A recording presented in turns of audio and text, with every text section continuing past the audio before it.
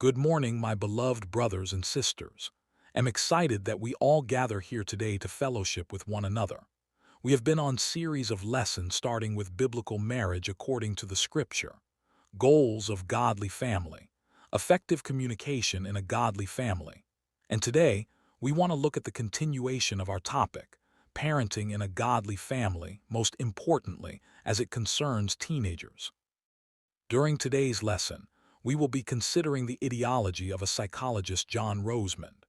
In his book entitled Teen Proofing, psychologist John Rosemond talks about the work that goes into parenting before children become teens. His point is that if you do the hard work of parenting when your children are young, you will have less problems when they reach the teen years. I can highly recommend his no-nonsense approach to parenting. He is a family psychologist who has rejected much of modern psychology's notions of parenting in favor of more common sense and traditional ideas about raising children. We will carefully examine his views in today's lesson. Our discussion today will be subdivided into two. The first one is the problem. 100 years ago, there was no such thing as teen culture, meaning adolescents with income. Media devoted to teens, marketing or products directed exclusively to teens and preteens, youth teachers, counselors specializing in this age group. What we have created in the last century is a significant portion of society that has an enormous expectation of leisure, freedom, and buying power without the corresponding checks and balances of accountability, responsibility, and productivity. This amounts to approximately 8 years of expensive parental maintenance with little return. It was not always this way. The teens of the late 19th and early 20th centuries spent their time integrated into the family as junior partners in helping maintain their homes. It was common in my father's day that young people this age worked after school and summers to provide additional income for their families. Fathers taught sons a trade, schooled them about the family business or farm, and daughters learned and practiced homemaking skills alongside their mothers. I am not saying that we have to go back to this because times have changed, and so has the makeup of families and work. What I am saying is that with an evolution to teen culture, we have created a generation of young people who are, as Dr. Rosemond says, emotional toddlers, irresponsible, narcissistic, and oblivious to risk. That is, just do it. Why not? It is not that you, the parents, especially Christian parents, want them to be this way. It is that without serious parental intervention, this is how today's society will turn them out. Modern American culture is not a good pattern when it comes to raising Christian children. The moral shift in our society is evident as sexual practices considered unacceptable 50 years ago are now seen as morally neutral. A recent example of this happened to a teenaged girl who is a member of the church where I was preaching at the time, who complained that two girls kissing romantically in the hallway at school was improper. To her surprise, she was accused of being prejudiced against the gay lifestyle and was the only one censured by the school in connection with this incident. Today, teens exchange sexually suggestive or explicit pictures of themselves using their phones or computers and see this as no big deal. Modern youth culture not only accepts, it applauds sexual freedom and diversity. Our education system has, in many cases, weakened or eliminated its disciplinary practices. Teachers complain that it is nearly impossible to effectively discipline disruptive or non-compliant students because of the threat of lawsuits by the parents or reprimands by their superiors. It is very hard to maintain proper discipline in the home when this notion barely exists in the classroom. The fact that teenagers are now coveted consumers also adds a degree of difficulty to parenting that was not present in previous generations. Parents cannot keep up with the demands of their children who are stimulated by the constant marketing barrage of the media. 8-year-olds want their own cell phones, and teens believe that having and driving their own car at 16 is a right, not a privilege and great responsibility. I remember our eldest daughter's embarrassment and pain when on the second day at a new school she was attending, a girl in her class asked her why she wore the same jeans 2 days in a row. For a 14-year-old girl, this kind of fashion shamming was enough to make her want to change schools or upgrade her wardrobe. Fortunately, she used this episode as motivation to develop her own particular style in clothing, as opposed to having lots of clothes since her father's means as a minister did not permit a big shopping budget. As I stated previously, raising children is difficult in this type of social environment. When children reach their teen years, parents want to prevent them from becoming secretive, argumentative, defiant, or fall in with the wrong crowd. They fear their children will begin using drugs and alcohol, become sexually active or run away, perhaps harm themselves, take foolish risks, and oh yes, become depressed or even worse, suicidal. Have I managed to cover all the fears that parents have about their teens? Instead of worrying about the terrible things that might happen to our adolescent children, what we should do while they are still young is develop a parenting model that will eventually produce two things when they do become teens. 1. Parenting that develops their character in such a way that they will take progressive and responsible control of their lives as they enter and grow through adolescence. 2. Parenting that helps them make self-protective rather than self-destructive decisions as teenagers. These are the holy grail of teen parenting, but the work to achieve these two goals begins long before a child becomes a teenager. Now let's consider the second section of this lesson, which is basic child development. There are three basic stages that children go through before they become adults, and how we parent them during these periods will have an impact on what kind of people they become. I want to briefly go over the first two stages because how we parent during this period will largely determine the experience we, as parents, have when they become teenagers. Stage 1. Infancy and early toddlerhood from 0 to 3 years. During the first 2 years of life, the child is treated like he was the center of the universe. Total strangers kneel before his throne just to get a smile. Parents are there to serve and fulfill needs quickly. This is normal because the child needs caring for and is only aware of his own central position in the world. At around 2 years of age, a revolution takes place. Parents begin or should begin to shift roles from caretakers to authority figures. At this point, they start to teach right from wrong, obedience, and begin to practice consistent discipline. We usually call this time the terrible twos, because the child does not like this new order of things where mommy says, no, 500 times a day. The change that must take place is that the child will no longer be at the center of his universe. The parent will now occupy this position.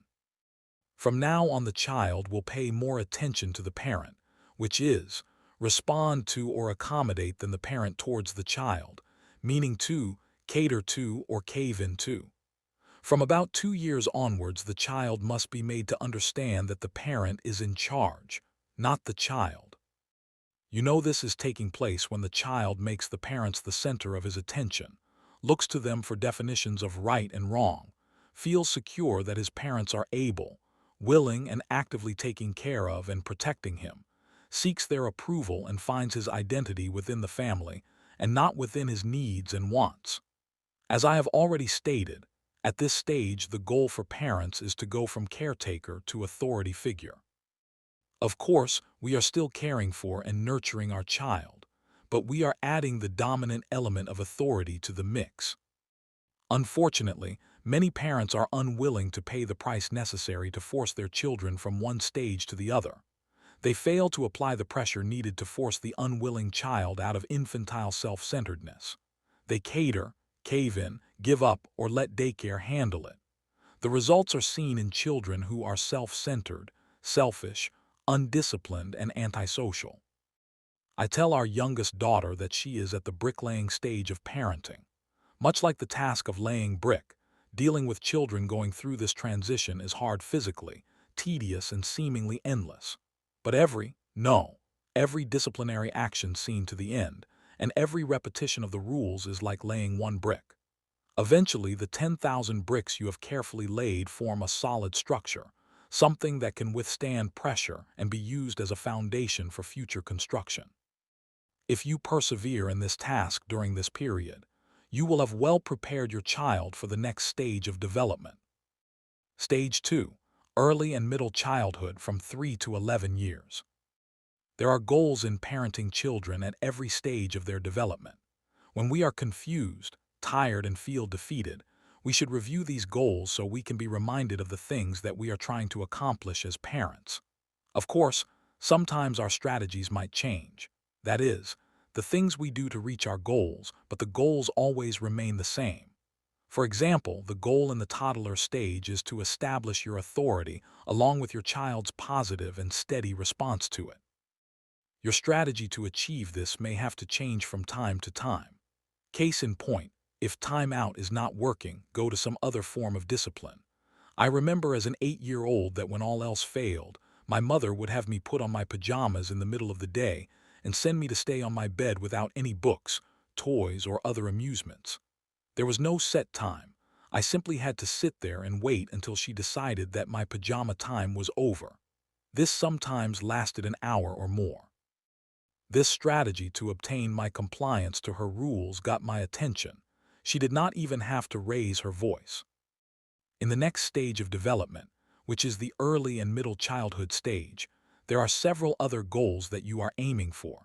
Roseman says, during infancy and early toddlerhood, parents are responsible mostly to their children. Now during early and middle childhood, parents are responsible to both their children and to the rest of us. What he is referring to here is the goal of properly socializing children so they will be able to interact with others outside the family circle. I am not going to provide strategies for this here since they are different from child to child, but the following are the goals to aim for. By the time your child enters adolescence, he or she should have learned the following principles. 1. You, the child, are completely responsible for the choices you make. God has given you free will, and the exercise of that free will largely determines what happens to you. Parents need to reinforce the idea that their children's behavior is due to their own choices, not their genes, their father's alcoholism, mom's cancer, or the fact that the family has too much money or is on welfare. In the end, the choices they make are very important and they have to take ownership. For example, you ate all your candy before the movie. No candy during the movie. Your choice. 2. If you make bad choices, sooner or later bad things will happen as a result. The religious instruction we give our children lays the groundwork for this truth, but we can reinforce it in everyday circumstances by not always covering their losses brought about by their bad decisions. For example, a mom warns her daughter not to leave her bike in the yard at night since it might be stolen. Nothing happens for months when she leaves it out due to neglect or laziness, and then one morning it is gone, and it happens to be one day before the big bike-a-thon at school. If the parents cover her loss, that is, they buy her a new bike so she won't miss the bike event at school, instead of letting her own her loss, they begin enabling her instead of teaching her a valuable lesson. If this child does not learn that bad choices bring bad consequences at this early stage, imagine the problems awaiting her when she is a teen and driving her mother's car. 3. If you make good choices, bad things are less likely to happen. This is the hardest lesson of all because it teaches children about sin, the imperfect world, and the problem of suffering. Unfortunately, the message they often hear in school is that if you do something good, you deserve something good in return. This would be nice if it were true, but the world does not work like this, and we do our children a disservice if we indoctrinate them in this way. The truth is that the reward for doing the right thing is the knowledge that you have done the right thing. Sometimes you are rewarded for it, sometimes you are not, and sometimes you are even penalized. For Christian parents, this is much easier to explain because our faith calls us to do right as an extension of who we are in Christ. The doing of good is a function of our new life in Jesus, not some ethical bargaining tool to gain favor. A review. The goal of parenting at 0 to 3 years. The parent is in charge, saying no 500 times a day. The goals of parenting at 3 to 11 years. As parents, we want our child to learn how to lead himself by 1. Realizing that he is responsible for his own life, and you are giving him this responsibility little by little as he matures. The rate of independence he has is based on the level of maturity he demonstrates. 2. Taking ownership of his choices and learning the lessons that his decisions teach him. 3. Understanding the motivation for making good choices, that is, faith, not just reward, and accepting that the world is not always fair, but God will do justice in the end. The early childhood and middle years are when parents teach the child how a compass works. The teen years are when the parents help the child use that compass. I thank you all for listening and am sure you have learned a lot. Do well to join us next Sunday as we discuss another beautiful lesson. Do you have any question or comment? Kindly drop it in the comment section and share the message with family and friends. Thank you and God bless you.